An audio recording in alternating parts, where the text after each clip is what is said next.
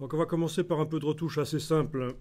Donc dans Google, vous allez taper exactement ceci, Street View et entre guillemets public domaine. Et dans les outils de recherche, vous allez demander supérieur à 2 mégapixels. Et alors je vous propose éventuellement d'essayer avec cette image-là que vous allez certainement trouver parmi celles qui sont proposées.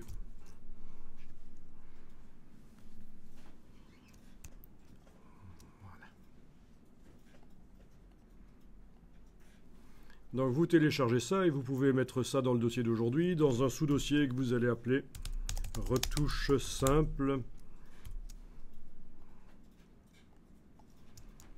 Et vous l'ouvrez dans Photoshop.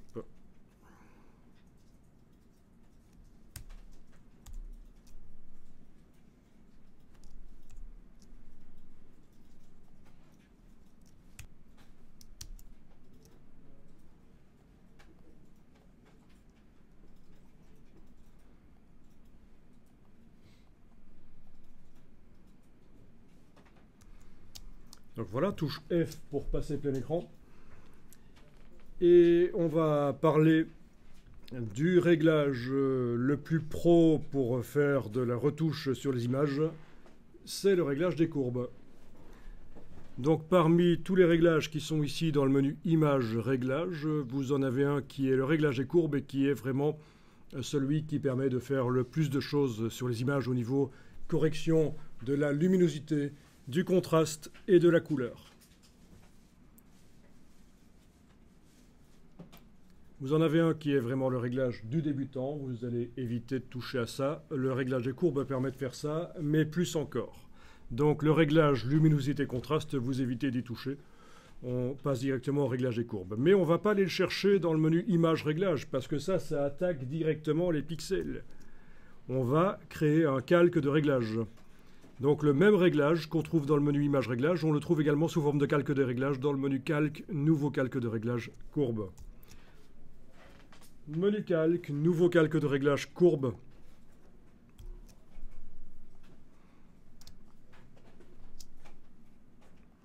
Donc voilà le calque de réglage qui arrive. Vu qu'il n'y avait pas de sélection active sur l'image au moment où je l'ai créé, il va agir sur tout. Le masque de fusion est rempli de blanc, le réglage agit partout. Alors typiquement, le genre de retouche, on met un point dans le graphique et on le bouge. Ça modifie la luminosité. D'accord ?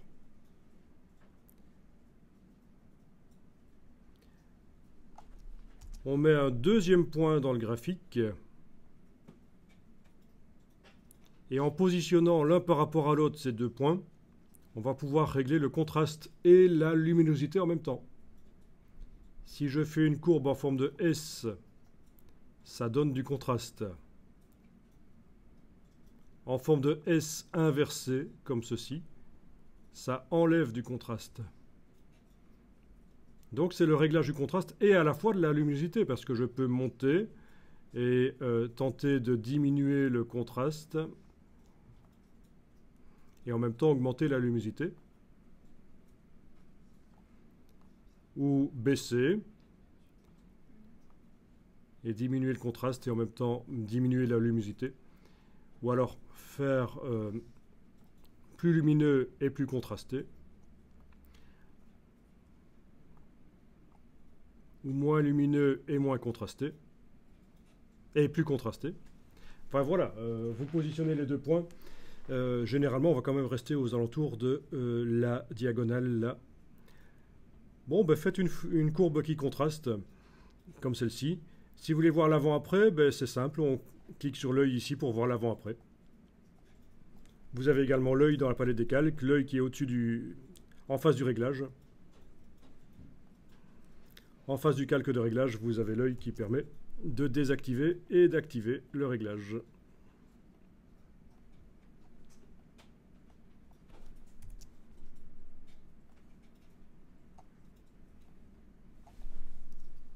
Vous avez donc fait un réglage qui finalement contraste l'image. Et évidemment, ça nous fait perdre du détail. Dans les parties les plus claires, il y avait du détail qui était apparent et qui maintenant est devenu blanc. Dans les parties les plus foncées, il y avait du détail aussi qui est devenu noir. C'est pour ça qu'on va ajouter deux autres points, ici et là, de manière à pouvoir récupérer du détail. Pour récupérer du détail dans les parties les plus claires, je vais baisser le point là. Et vous devriez voir que le ciel, les nuages réapparaissent, les briques les plus claires réapparaissent. D'accord ? Grâce à cette correction du contraste, en quelque sorte, pour quand même récupérer du détail dans les parties les plus claires, malgré qu'on a contrasté. Et à l'autre extrémité ici, je vais monter le point que j'ai mis, de manière à récupérer, dans les parties les plus foncées, du détail, malgré que j'ai contrasté. Donc voilà, typiquement, le réglage de courbe qu'on peut faire avec 2 points pour contraster et 2 points pour récupérer le détail.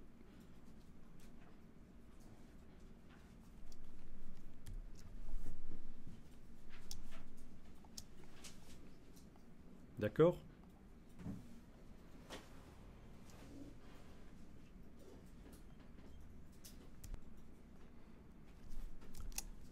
Alors sur cette courbe, on peut mettre jusqu'à 16 points de contrôle, mais on va rarement aller jusque-là.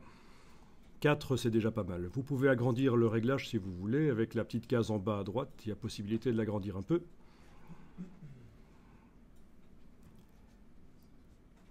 Donc ça, c'était tout ce qui concernait la luminosité. Vous avez aussi la possibilité de modifier la couleur en descendant sur chacune des couches, en cliquant sur le mot RVB, rouge, vert et bleu. Donc ce sont les 3 canaux qui créent les couleurs dans l'image. Et en mettant un point dans le réglage du rouge, par exemple, on va pouvoir modifier la quantité de lumière rouge. D'accord ? Donc, quelque part, vous modifiez l'ambiance colorée de la photo grâce à ça.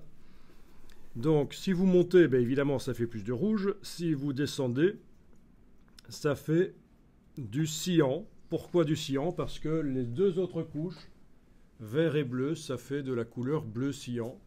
Je ne sais pas si vous connaissez le terme cyan. C'est un bleu particulier, un peu verdâtre. Ceux qui ont fait les arts plastiques, les arts visuels, connaissent la création de couleurs par mélange de pigments, donc cyan, magenta, jaune. Mais en fait, c'est la même chose ici. Rouge, vert, bleu correspond à cyan, magenta, jaune. Si je vais sur la couche verte, j'augmente, ben ça fait du vert. Si je diminue, ça fait du magenta. Sur la couche bleue, si j'augmente, ça fait du bleu. Si je diminue, ça fait du jaune. Voilà. Donc sur chacune de ces 3 courbes rouge, vert, bleu, on peut mettre jusqu'à 16 points de contrôle également. Mais là aussi, on va rarement jusque-là, en fait. Question. Oui. Alors, pour supprimer un point, c'est assez difficile. Il ne fallait pas le mettre, en fait. Non, je rigole. Il suffit de le prendre et de le sortir du graphique, évidemment. Voilà. C'est très intuitif, en fait. Ok. Donc, voilà. Réglage de la couleur dans les photos. En fait, vous avez toutes les bases qu'il faut. Le reste, c'est quoi? Ben, c'est avoir un bon écran calibré qui vous donne le bon feedback, le bon retour par rapport à ce qui se passe réellement dans Photoshop. Faire de la retouche d'image ou de vidéo d'ailleurs sur Photoshop en travaillant sur un écran qui n'affiche pas les images correctement, ben, c'est un peu perdre son temps. Donc, travaillez sur un bon écran calibré et regardez ce qui se passe. Choisir vraiment l'ambiance que vous voulez mettre dans les images. Je dis de la vidéo parce que, en fait, une fois que vous connaissez le travail dans Photoshop sur des calques images fixes, c'est très facile de le faire sur de la vidéo. Il suffit de charger une vidéo en tant que calque dans Photoshop et voilà. Et vous faites des retouches couleurs sur de la vidéo. Si dans la table de montage Photoshop, vous coupez la vidéo en 2, qu'est-ce qui se passe? C'est l'effet ver de terre, vous avez 2 calques qui vivent chacun de leur côté. Bah, c'est le principe, c'est assez facile. Donc c'est intéressant de savoir que dès que vous connaissez Photoshop, vous êtes capable de faire de la retouche sur des vidéos, de la correction couleur sur des vidéos sans aucun problème.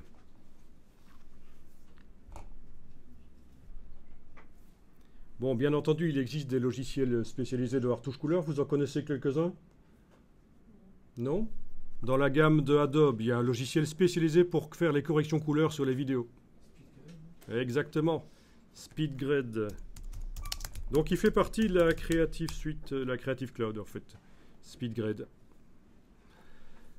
Vous en connaissez un autre qui est spécialisé dans la retouche de couleurs? Dans ce qu'on appelle le color grading, parce que c'est ça le terme. Dès qu'on fait des corrections couleurs sur les vidéos, c'est le color grading.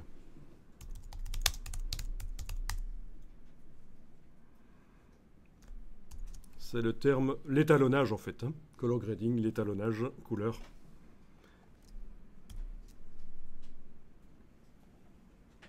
Bon, ça c'est SpeedGrade de Adobe. Vous en avez un autre qui est assez connu, qui est DaVinci Resolve. Voilà. DaVinci Resolve est un autre logiciel spécialisé dans la correction couleur pour les films. Donc les séries TV que vous voyez sont retouchées au niveau des couleurs. Les films aussi. On dit que la correction couleur, le color grading, est un des acteurs du film. Ça fait partie vraiment intégrante du film. Ce n'est pas un détail. C'est ce qui donne vraiment une ambiance au film. Voilà, ils vendent avec une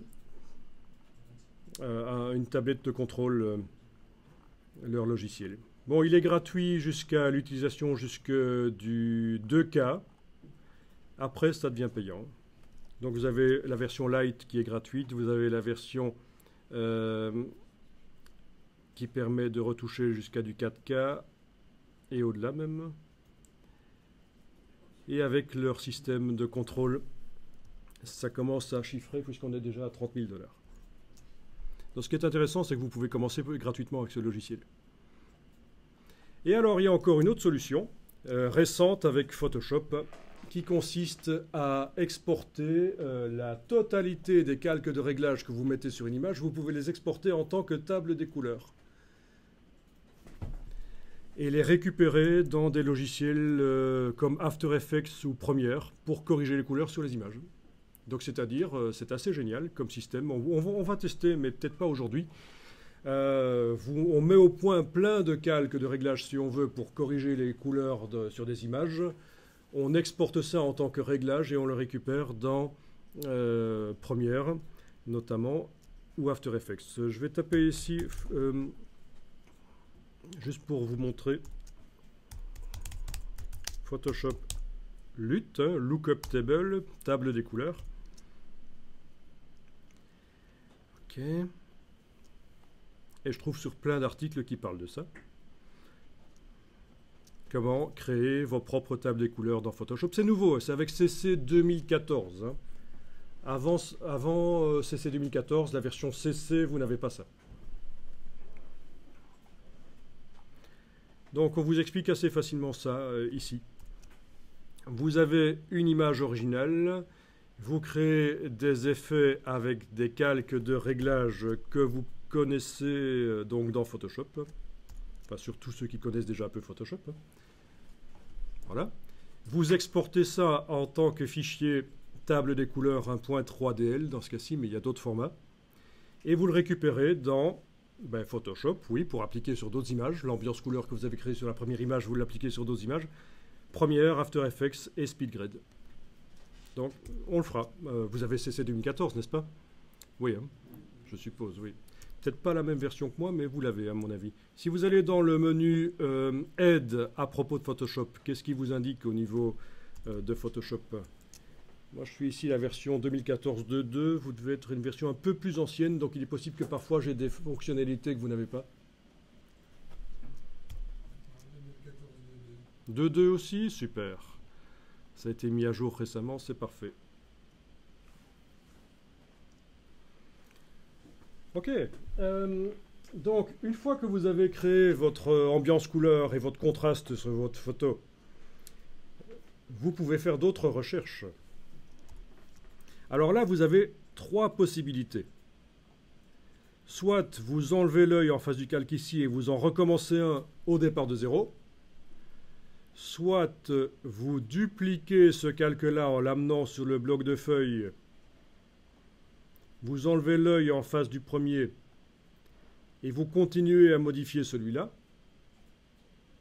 Soit vous ajoutez à celui-là d'autres calques. Donc trois possibilités. Enlever l'œil en face du premier calque de réglage et en remettre un et redémarrer une recherche au départ de zéro. Soit dupliquer le calque, continuer la recherche au départ de ce que vous aviez déjà obtenu. Soit combiner avec d'autres calques de réglage. Donc ça paraît bête à dire, ça paraît évident, mais il faut comprendre que vous ne tombez pas nécessairement directement sur le premier réglage idéal. La recherche, c'est étape par étape, et donc voilà. Donc dans ce cas-ci, par exemple, j'ai dupliqué le calque de réglage que j'avais obtenu. J'ai enlevé l'œil en face de l'original, c'est important, sinon il se combine. Et je continue les recherches, par exemple. Je trouve que la couleur est pas mal, mais je voudrais un peu régler le contraste et voir ce que ça donne avec un contraste un peu différent. Voilà. Ensuite, je vais devoir décider quelle est la bonne version, mais je peux continuer mes recherches. Je duplique. Voilà, je duplique le calque, j'enlève l'œil en face du précédent et je continue mes recherches au niveau du contraste, encore une fois, voilà. D'accord ? Et à un certain moment, je peux me dire, tiens, ça c'est pas mal, mais je vais voir si je peux l'améliorer en mettant autre chose par-dessus. Notamment, par exemple, un calque de réglage. Ça pourrait être encore un calque de réglage de type courbe, mais là, je vais essayer avec un calque de réglage de type teinte saturation. Voilà, calque de réglage de type teinte saturation pour balancer un peu les couleurs sur la roue chromatique. Voilà. Tirer vers le jaune. Avec ce nouveau calque de réglage.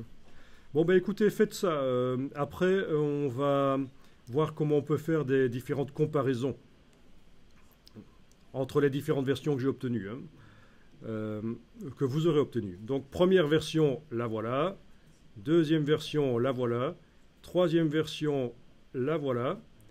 Troisième version avec en plus le calque teinte saturation, la voilà. Donc ce serait bien que vous ayez à peu près la même chose, comme ça on va pouvoir comparer après et choisir quelle est la bonne version.